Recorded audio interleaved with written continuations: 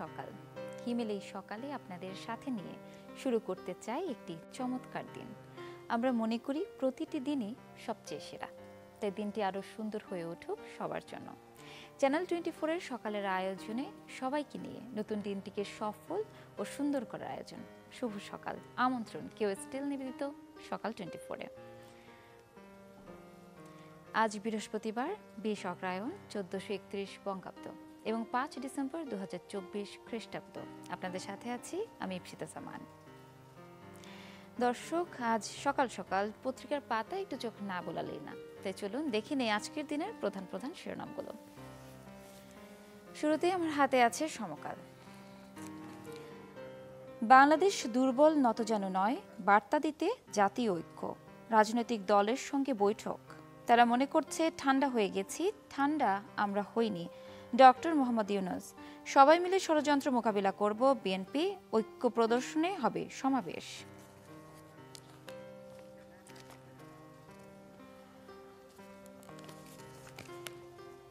মরদেহ শনাক্তেও প্রয়োজন হলো সরকার পরিবর্তন, সেই মাহমুদুরী হারিস চৌধুরী।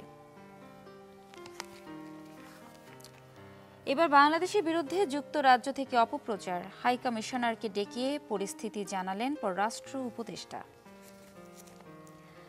হাসিনার ইন্ধনে ভারতের সঙ্গে সম্পর্কের অবনতি, খালেদাকে উচ্ছেদ ও ফালতু মামলায় জড়িয়ে রাজনৈতিক শিষ্টাচারকে তুলোধনা করা হয়েছে সাক্ষাৎকারে তানজিম আহমেদ সোহেল তাজ। ভীতি ছড়াচ্ছে লুণ্ঠিত অস্ত্র, জেল পালালো আসামি। থানা ও ফাঁড়ি থেকে লুণ্ঠিত 1419 আগ্নেয়াস্ত্র আর 2,63,153 রাউন্ড গুলির নেই কোনো খোঁজ। দর্শক, এই ছিল আমার হাতে সমকাল। তবে সমকালে আজকে দেখতে পাচ্ছি খুব সুন্দর একটি ফিচার করা হয়েছে এবং সেখানে লেখা আছে সমকাল প্রতিষ্ঠা বার্ষিকীর আয়োজন 20 বছরের সমকাল। দর্শক, এই ছিল আমার হাতে সমকালের প্রধান শিরোনামগুলো। চলে যাচ্ছি প্রথম আলোতে। যেমনটি পড়ছিলাম, দেশের স্বার্থে সব দলের ঐক্য, জাতীয় ঐক্যের লক্ষ্যে সংলাপ ও প্রধান উপদেষ্টার সঙ্গে প্রায় 35টি রাজনৈতিক দল ও সংগঠনের শীর্ষ পর্যায়ে নেতাদের যৌথ সংলাপ। ঐক্য দুনিয়ার সামনে তুলে ধরতে চাই সংলাপে ডক্টর মোহাম্মদ ইউনূস। বাংলাদেশ ভারত সম্পর্ক টানাপোড়েনের মধ্যে রাষ্ট্র সচিবদের বৈঠক ঢাকায়। বাংলাদেশ ভারত দ্বিপক্ষীয় সম্পর্কে টানাপোড়েন ও উত্তেজনার মধ্যে আগামী সপ্তাহে দুই দেশের পূর্ব নির্ধারিত পররাষ্ট্র সচিবদের বৈঠক ঢাকায় অনুষ্ঠিত হতে চলেছে। দর্শক, এই ছিল প্রথম আলোতে। এবার আমার হাতে আছে যুগান্তর। সব জায়গায় মোটামুটি প্রধান যে শিরোনামটি করা হয়েছে একই, সার্বভৌমত্বের প্রশ্নে ঐক্যমত। প্রধান উপদেষ্টাকে বিভিন্ন রাজনৈতিক দল ষড়যন্ত্র মোকাবিলায় পাশে থাকার আশ্বাস। বিআইবিএম এর সেমিনারে গভর্নর, রিজার্ভ থেকে বেরিয়ে গেছে $24 বিলিয়ন। ভারতের পররাষ্ট্র সচিব আসছেন, প্রাধান্য পেতে পারে সাম্প্রতিক বিভিন্ন ইস্যু।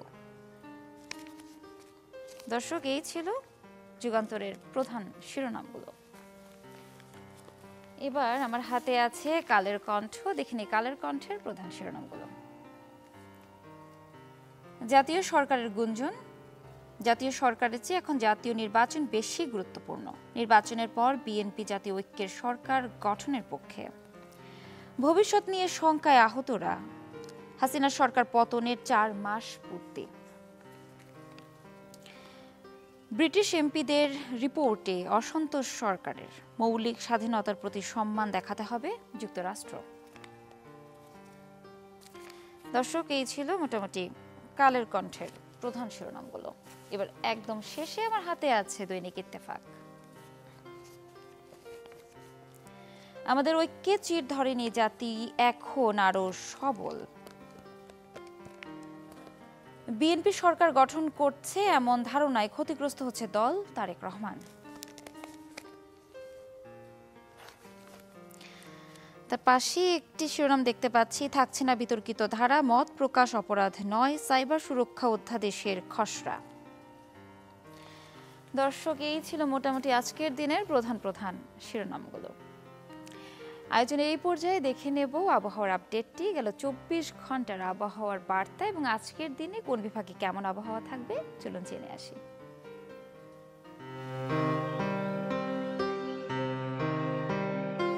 ঢাকায় সর্বোচ্চ তাপমাত্রা রেকর্ড করা হয়েছে 29.1 ডিগ্রি সেলসিয়াস এবং সর্বনিম্ন তাপমাত্রা 18 ডিগ্রি সেলসিয়াস।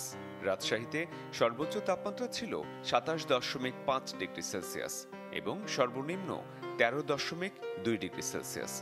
রংপুরে 27.9 ডিগ্রি সেলসিয়াস সর্বোচ্চ তাপমাত্রা রেকর্ড করা হয়েছে এবং সর্বনিম্ন তাপমাত্রা রেকর্ড করা হয়েছে 15.2 ডিগ্রি সেলসিয়াস।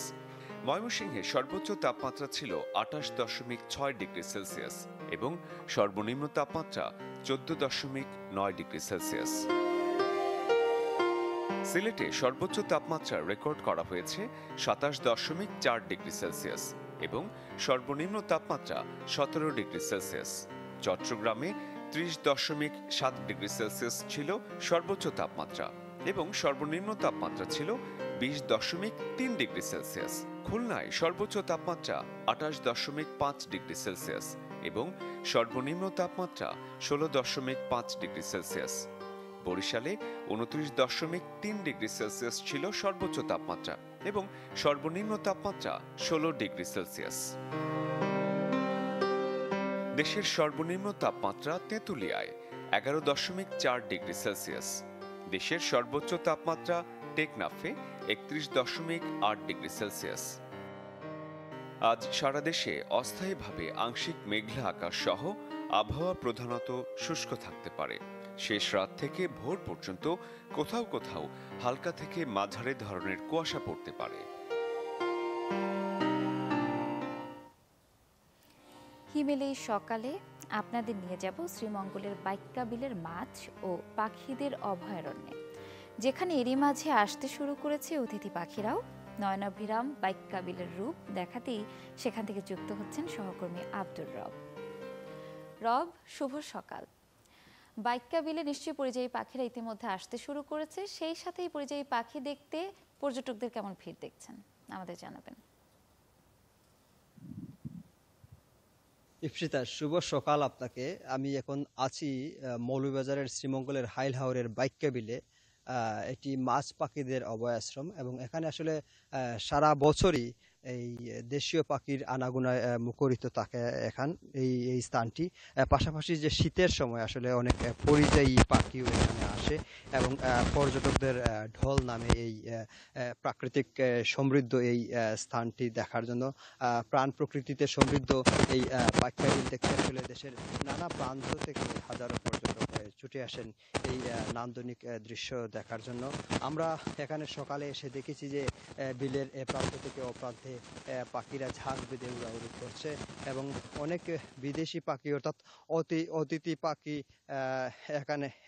অতিথি পাখি এখানে এসেছে এবং প্রচুর পরিমাণে পাখি উড়াউড়ি এখানে করছে এবং বিশেষ করে সোরালি, পাতিহাঁস সহ অনেক বিদেশি পাখি এখানে এসেছে এবং দেশীয় পাখির যে মুখরতা, বক সহ বেগুনি কালেম সহ নানা ধরনের পাখি এখানে রয়েছে।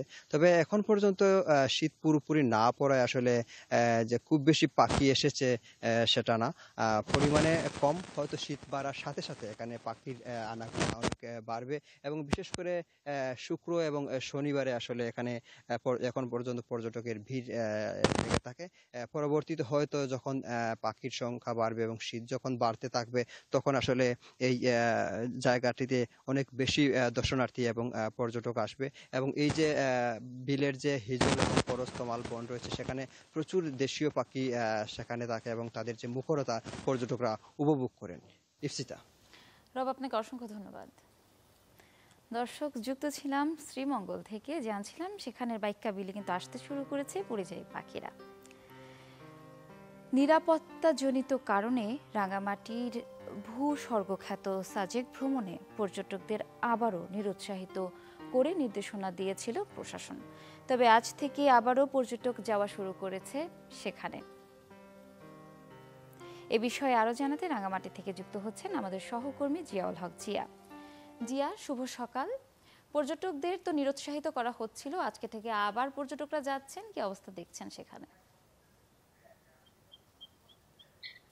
সেটা যেটি হচ্ছে গত মঙ্গলবার সাজেকে যে দুই আঞ্চলিক সংগঠন রয়েছে পাহাড়ের, যে সন্তুল লারমার নেতৃত্বাধীন জেএসএস এবং প্রসিদ্ধ কিশোর নেতৃত্বাধীন ইপিডিএফ এর দুই দলের মধ্যে আধিপত্যকে বিস্তার কেন্দ্র করে সাজেকের মাচালং এবং সাজেকের যে এলাকাগুলো রয়েছে সেখানে দুই দলের আসলে গোলাগুলির ঘটনা করে বেশ কয়েকদিন ধরেই সেই ঘটনাগুলো ঘটছিল। এবং সেই ঘটনার কারণে যে সাজেকে পর্যটকরা সেখানে যাওয়া আসা করে সে সড়ক ধরে, তাদের নিরাপত্তার কথা চিন্তা করে জেলা প্রশাসন এবং উপজেলার প্রশাসন এবং স্থানীয় যে নিরাপত্তা বাহিনী তাদের সাথে আলোচনা করে আসলে একদিনের জন্য 4 তারিখের জন্য সেখানকার পর্যটকদের জন্য যাওয়া আসা আসলে বিধিনিষেধ বা নিরুৎসাহিতকরণ করা হয়েছিল। এবং 4 তারিখে কোনো পর্যটক সেখানে যাননি এবং সেখান থেকে কোনো ফিরেও আসেনি। এবং যখনই আসলে বিকেল বেলা যৌথ বাহিনীর অভিযান শুরু হয়েছে পাহাড়ে অস্ত্র উদ্ধার বা এসব আঞ্চলিক সংগঠনকে দূরে সরিয়ে দেওয়ার জন্য, তখনই বিকেল বেলা আমরা পরে আবার জানতে পেরেছি, স্থানীয় প্রশাসন আমাদেরকে বিষয় নিশ্চিত করেছে বিকেল বেলা সাজেক থেকে যারা অবস্থান করছিল প্রায় 440 জন পর্যটক সেখান থেকে গতকাল বিকেলে তাদেরকে ফিরিয়ে আনা হয়েছে। এবং যৌথ বাহিনীর অভিযান শুরু হওয়ার পরে উপজেলা প্রশাসনের বাগাইছড়ি উপজেলা নির্বাহী অফিসার শিরিন আক্তার যেটি জানিয়েছেন যে বৃহস্পতিবার সকাল থেকে যে সকালের যে স্পট রয়েছে এবং সাজেকে দুটি স্পটই কিন্তু আসলে নিরাপত্তা বাহিনীর মাধ্যমে পর্যটকদেরকে সেখানে নিয়ে যাওয়া হয়।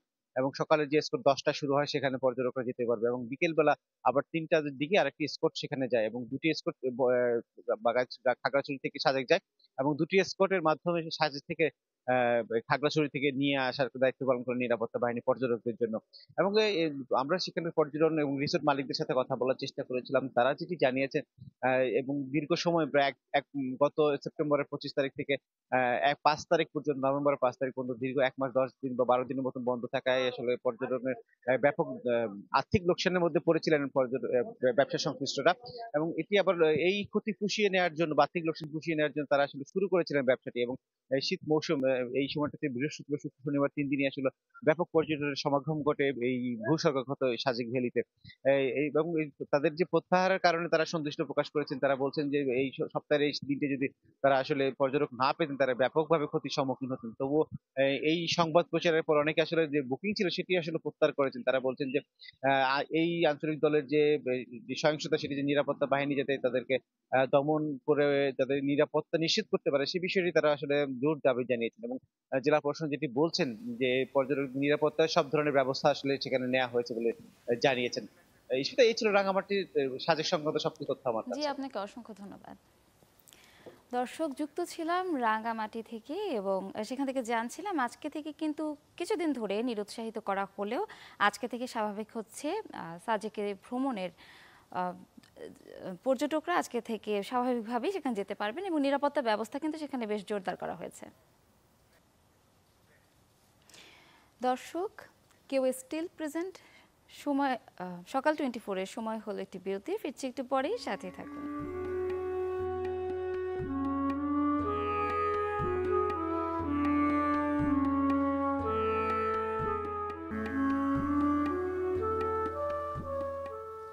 কেউ স্টিল নিবেদিত সকাল 24-এ আমন্ত্রণ। আজ 5 ডিসেম্বর, আপনাদের যাদের জন্মদিন সবাইকে জানাই জন্মদিনের অসংখ্য শুভেচ্ছা।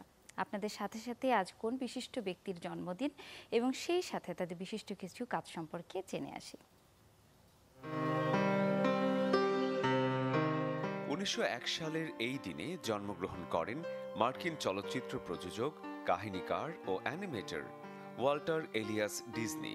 তিনি ছিলেন পৃথিবীর প্রথম অ্যানিমেশন প্রোগ্রামার এবং বিংশ শতাব্দীর অন্যতম প্রভাবশালী আর সফল প্রযুক্তির ভাবনার অধিকারী। 1928 সালে ডিজনি তার বিখ্যাত চরিত্র মিকি মাউস সৃষ্টি করেন এবং 1955 সালে ডিজনিল্যান্ড প্রতিষ্ঠা করেন। 1901 সালের এই দিনে জন্মগ্রহণ করেন জার্মান তাত্ত্বিক পদার্থবিদ ওয়ার্নার কার্ল হাইজেনবার্গ। তিনি কোয়ান্টাম বলবিদ্যার অন্যতম উদ্ভাবক। তিনি অনিশ্চয়তা নীতির জন্য বিখ্যাত, যা 1927 সালে প্রকাশিত হয়। হাইড্রোজেনের বহুরূপতা আবিষ্কারে অবদান রাখার জন্য হাইজেনবার্গকে 1932 সালে পদার্থবিদ্যায় নোবেল পুরস্কার দেয়া হয়। 1911 সালের এই দিনে জন্মগ্রহণ করেন প্রখ্যাত কবি ও গীতিকার প্রণব রায় সহজ কথায় হালকা ছন্দে যে কোনো ভাব বা অনুভূতিকে প্রকাশ করার তার ছিল বিশেষ ক্ষমতা। দীর্ঘ 40 বছরে তিনি 2000-এরও বেশি গান লিখেছেন। মধুমালতী, ডাকে আয়, কতদিন দেখিনি তোমায়, নিশিরাত, বাঁকা চাঁদ আকাশে, আমি বনফুল, ছন্দে ছন্দে দুলি আনন্দে গানগুলো শোনেনি এমন লোক হয়তো খুঁজে পাওয়া দুষ্কর। 1925 সালের এই দিনে জন্মগ্রহণ করেন গীতিকার ও সুরকার গৌরীপ্রসন্ন মজুমদার। বিংশ শতাব্দীর দ্বিতীয়ার্ধ জুড়ে বাংলা ছায়াছবি ও আধুনিক গানের জগৎকে যারা প্রেমাবেগ উষ্ণ রেখেছিলেন তিনি তাদেরই একজন। গীত রচনায় তার বৈশিষ্ট্য শব্দচয়নে। মান্নাদের গাওয়া তার লেখা কফি হাউসের সেই আড্ডাটা আজ আর নেই 2004 সালে বিবিসির জরিপে সর্বকালের সর্বশ্রেষ্ঠ 20টি বাংলা গানে ঠাঁই পেয়েছে। কুষ্টিয়ার গড়াই নদীতে দেখা মিলেছে কুমিরের অস্তিত্ব। একটি দুটি নয়, একাধিক কুমিরের সন্ধান পাওয়া গেছে। বিষয়টি একদিকে যেমন ভালো লাগার, অন্যদিকে আতঙ্ক বেড়েছে নদী পাড়ের মানুষের মাঝে। চলুন দর্শক, এ নিয়ে দেখে আসি একটি রিপোর্ট।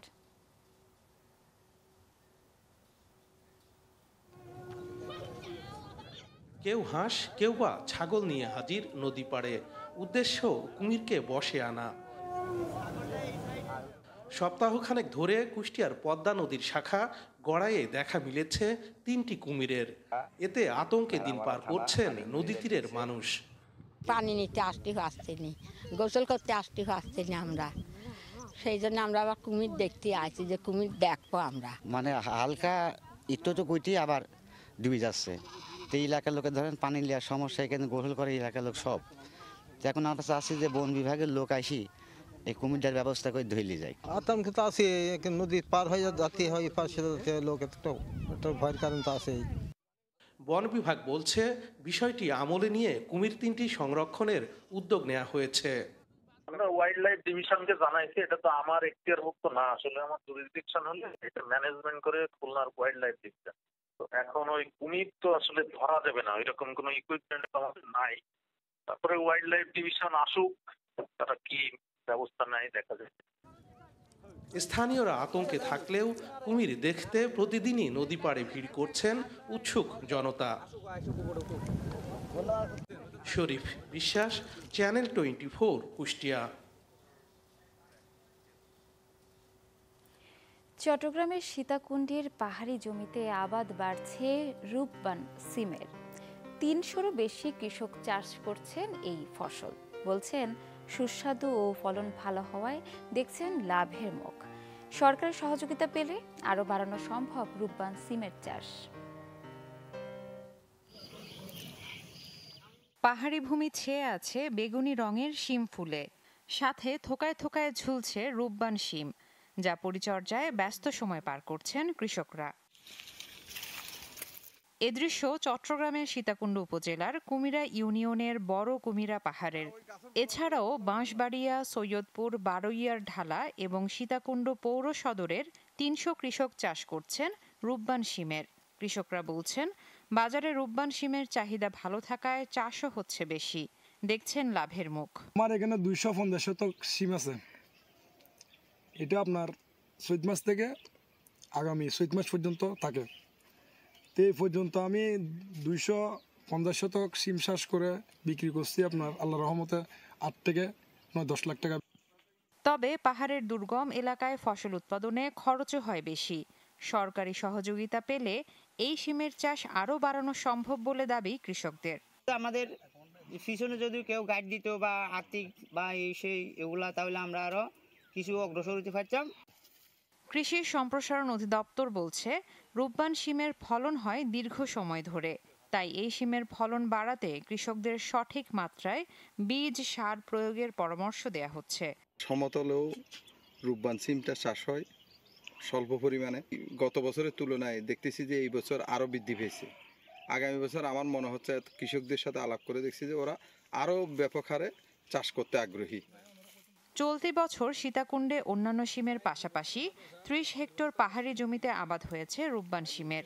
গেল বছর চাষ হয়েছে 28 হেক্টর জমিতে। ইসরাত আমি, চ্যানেল 24, চট্টগ্রাম। দর্শক, আমরা চট্টগ্রামে রূপবান শিমের চাষাবাদের খবর জানছিলাম, আর তা জানতে জানতে এবার চলে যাব মানিকগঞ্জে। সেখান থেকে জানবো শীতকালীন সবজির খবরাখবর, এবং তা জানাতে যুক্ত হচ্ছেন আমাদের সহকর্মী ইউসুফ আলী। ইউসুফ, শুভ সকাল। আমাদের সকাল সকাল একটু জানাবেন মানিকগঞ্জের এই বাজারে শীতকালীন সবজি কেমন আসতে শুরু করেছে আর দাম দর কেমন দেখছেন?